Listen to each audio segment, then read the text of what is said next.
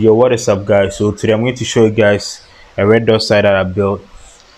It's very simple, nothing complicated. You can build it yourself in the house or at home with simple home materials. Very simple. So you can see that's my red dot sight.